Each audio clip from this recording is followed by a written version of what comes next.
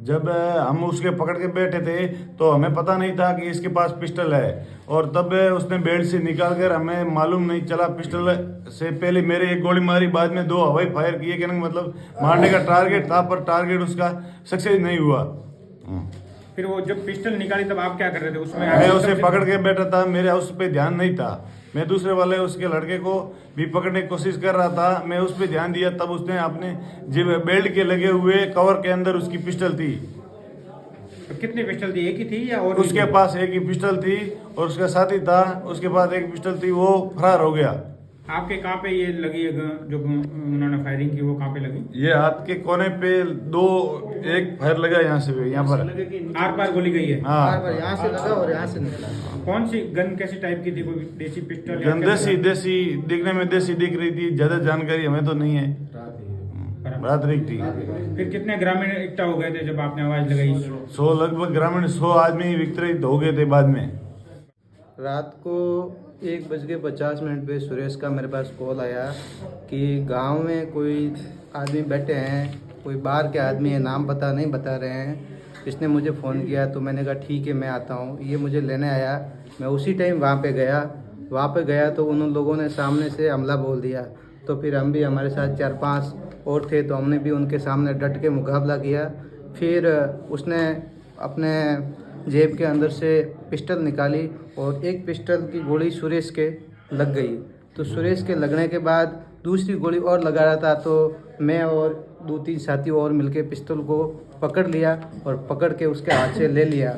और पिस्टल लेने के बाद काफ़ी लोग, गांव वाले भी हल्ला हुआ तो सब आ गए, सब ने मिल के ज़ोरदार उसकी पिटाई की और फिर पुलिस के हवाले किया। उस दौरान क्या क्या मिला उसके बाद चोरों के पास से?